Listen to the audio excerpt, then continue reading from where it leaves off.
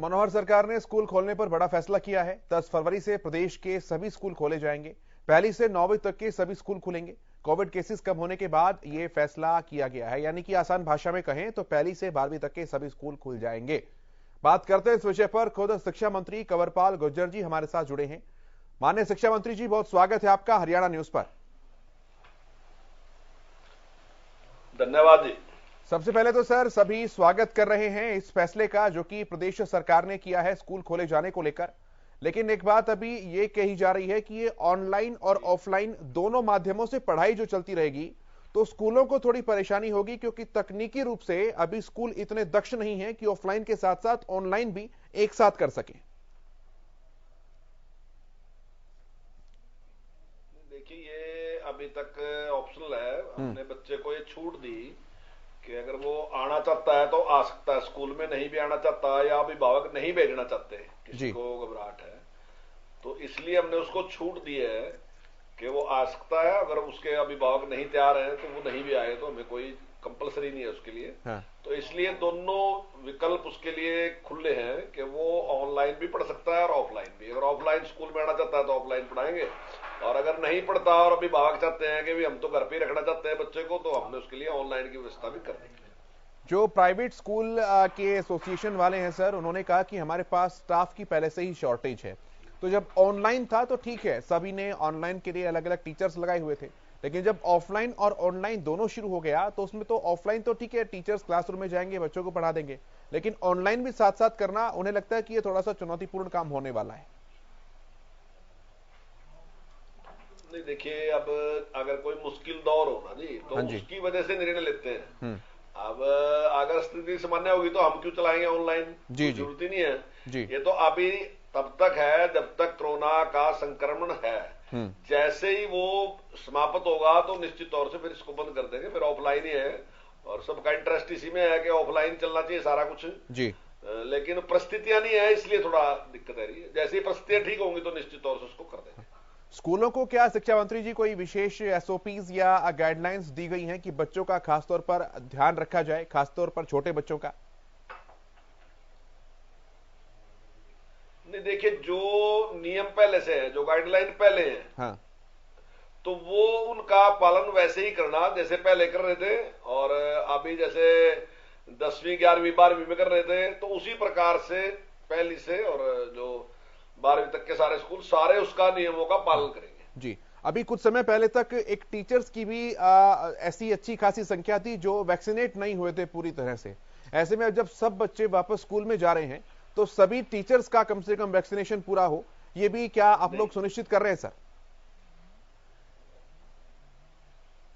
नहीं, देखिए, ऐसा कोई नियम तो नहीं है कि भाई सभी का, लेकिन 96% से ज्यादा अभी से ये 3 दिन पहला आंकड़ा है, 96% टीचर जो हैं उन्होंने वैक्सीन लगवा ली थी। और मैं समझता हूं कि अगर आज का आंकड़ा मेरे पास नहीं, पर मुझे लगता है कि शायद 98% के आसपास जो टीचर हैं उन्होंने वैक्सीन लगवा ली। इसी प्रकार से जो बच्चे हैं उन्होंने भी 15 जिले ऐसे हैं जहां 90% से ज्यादा बच्चों ने वैक्सीन लगवा ली है। तो काफी बड़ी संख्या में बच्चे भी और टीचर भी वैक्सीनेट हो चुके हैं जी। 5वीं और 8वीं क्लास के बोर्ड की परीक्षाएं, पहला अनुभव है, समय बहुत कम है और तैयारियां तुलनात्मक रूप से बहुत ज्यादा करनी है। ऐसे में क्या सिलेबस जो पहले था केवल वही का वही रहेगा या उसमें भी कुछ चेंज होने की संभावनाएं हैं सर? नहीं, देखिए, सिलेबस तो जो पहले से है वही रहेगा, सिलेबस में कोई चेंज नहीं होगा, उसी प्रकार से रहेगा।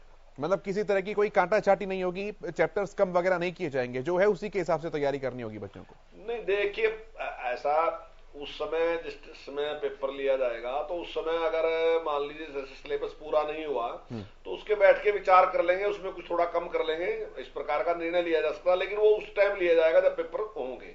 अगर मान लीजिए अब से स्कूल बिल्कुल स्मूथली खुल लेते रहे और चलता रहा तो मैं समझता हूँ लगभग हम कवर कर लेंगे तब तक जी। छोटे बच्चों के जो पेरेंट्स हैं शिक्षा मंत्री जी, उनके मन में थोड़ा सा संदेह है, अभी थोड़ा सा डर है इस बात को लेकर। मन है कि बच्चों को स्कूल भेजें, लेकिन दूसरा मन यह भी कहता है कि ऑनलाइन ही पढ़ा लें। हालांकि ऑफलाइन क्लासेस का इंपॉर्टेंस क्या है, महत्व क्या है, हम सब अच्छे तरीके से जानते हैं। ऐसे में वो पेरेंट्स जो कि असमंजस में हैं बच्चों को लेकर, प्रदेश के शिक्षा मंत्री उन्हें क्या संदेश देना चाहेंगे?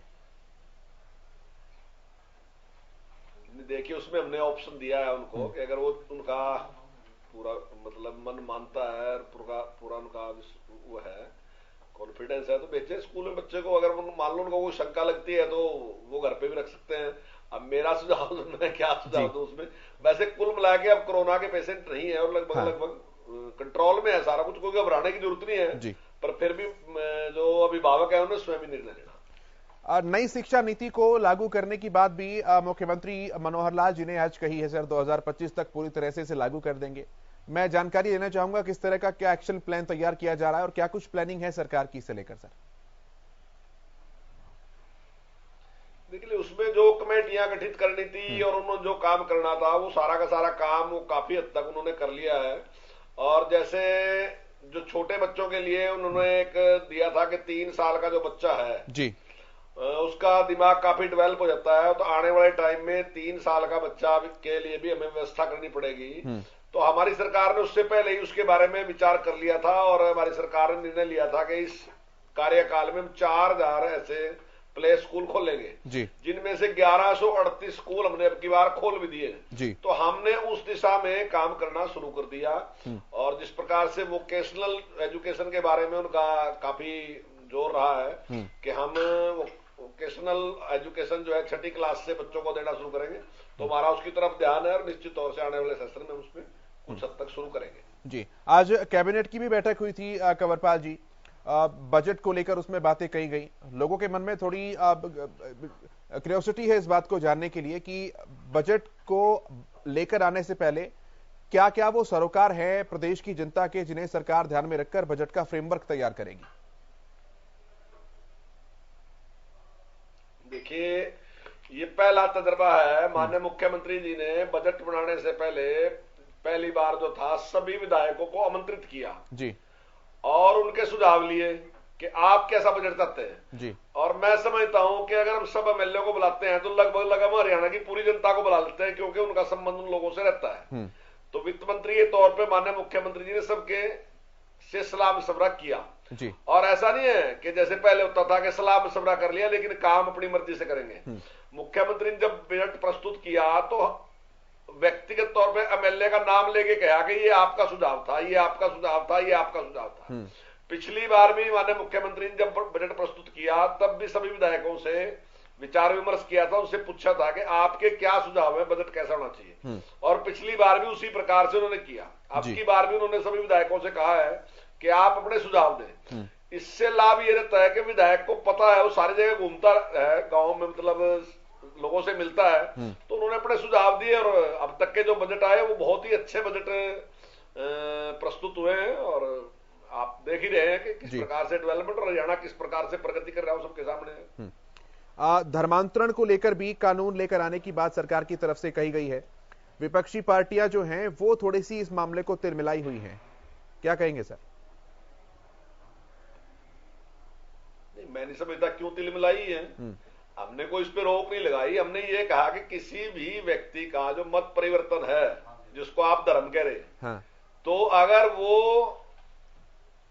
धोखे से उसका परिवर्तन कर दो या दबाव में परिवर्तन कर दो या लालच दे के परिवर्तन कर दो, तो वो बिल्कुल गलत है, हमारा मानना ये है। तो हमने उसके ऊपर रोक लगाई है। लेकिन अगर कोई व्यक्ति परिवर्तन करना चाहे, वो अपनी आस्था को बदलना चाहता है, तो वो डिप्टी कमिश्नर के पास जाए और अपनी इच्छा व्यक्त करे। 1 महीने का टाइम है, उसके बाद अगर वो बदलना चाहे तो बदल ले। अगर कोई भी व्यक्ति इस विषय में बदलाव करना चाहता है तो 1 महीना कोई ज्यादा नहीं है उसके लिए। उसने तो पक्का इरादा कर लिया कि मैं इस दिशा में चलूंगा और इस दिशा में उसको परमात्मा को जानूंगा। तो मैं नहीं समझता कि उस पर कोई इसका प्रभाव पड़ेगा। ये तो उन लोगों के लिए है कि किसी के साथ धोखे से और जबरदस्ती उसका मत परिवर्तन ना किया जाए। कुछ लोग समाज में ऐसे हैं जो इस प्रकार के काम करते हैं और इस प्रकार की कंप्लेंटें भी आप रोजाना अखबार में पढ़ते हैं, सोशल मीडिया पे पढ़ते हैं, इस प्रकार का होता है। तो इस प्रकार किसी के साथ कोई अन्याय ना हो, इसके लिए वो कानून लेके आए। विपक्षी पार्टियों का कहना है कि एक खास धर्म के लोगों को टारगेट करने का प्रयास जो है सरकार करना चाहती है इस बिल के माध्यम से। सर नहीं, हमने किसी धर्म को या किसी मजहब को टारगेट नहीं किया, बिल्कुल भी। अब अगर कोई मजहब इस प्रकार का काम करता है तो निश्चित तौर से उसको लगेगा कि मेरे को टारगेट कर दिया। तो मैं समझता हूं कि ये ईश्वर को जानने का रास्ता है। इसमें कोई किसी के साथ जोर जबरदस्ती करना या उसको धोखा देना मैं समझता हूं बिल्कुल गलत है। तो व्यक्तिगत मामला है हर एक आदमी का, वो जिस रास्ते से करना चाहता है तो उसको छूट है। और हिंदुस्तान में तो हमेशा से छूट रही है, कोई ऐसा नहीं हम ये छूट देने जाने लग रहे या सरकारों ने छूट दी। ये तो जब से भी ये देश बना, जब से हमारी संस्कृति है, हमारे महापुरुष हैं, उन्होंने छूट रखी। यहां तो इस प्रकार की भी छूट है कि जिसने परमात्मा को ही नहीं माना, उसने कहा कि परमात्मा कोई चीज ही नहीं है, हमने तो उसको भी ऋषि मान लिया, चावल को।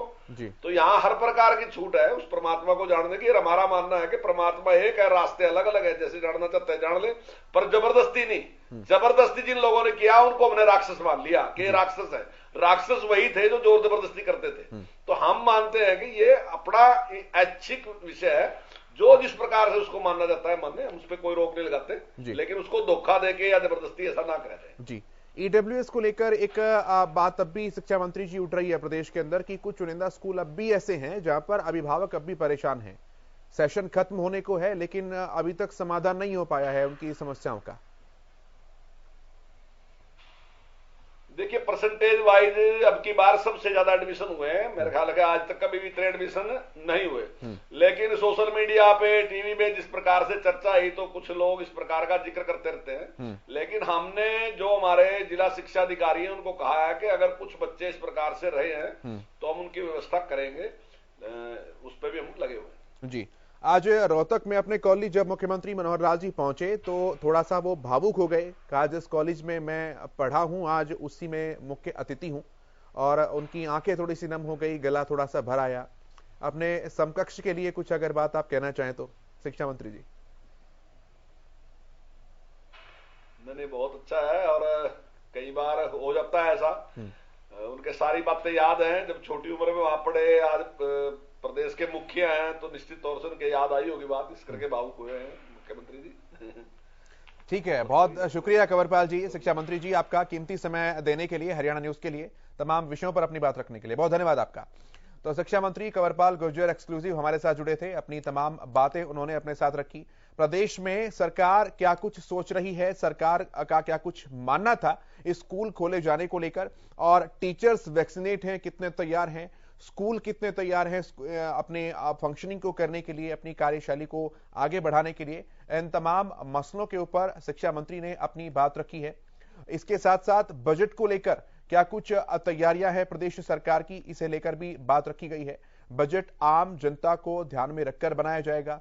बजट के सारे प्रावधान इस तरीके से रखे जाएंगे जिसमें प्रदेश के वो मुद्दे जो कि सीधे तौर पर जुड़े हुए हैं जनता के साथ, उन्हें ही बढ़ाकर आगे बढ़ाने का फैसला जो है किया जाएगा। ये तमाम सारी बातें हैं जो कि शिक्षा मंत्री कंवरपाल ने हमारे साथ एक्सक्लूसिव बातचीत में साझा की है। इसके अलावा जो धर्मांतरण को लेकर कानून बनाए जाने की बात कही है, उसको लेकर भी उन्होंने दो टूक कहा है कि जो गलत काम करते हैं, डरने की जरूरत केवल उन्हीं को है जो ठीक ढंग से प्रक्रियाओं का, कानूनों का पालन करते हुए अगर इंटर रिलीजियस मैरिज, अंतर धार्मिक विवाह भी करना चाहते हैं तो उनके लिए किसी तरह की रोक नहीं है। बस कुछ कानूनों का पालन करना होगा, जिसमें 1 महीने पहले डीसी को ज्ञापन सौंपना समेत तमाम चीजें शामिल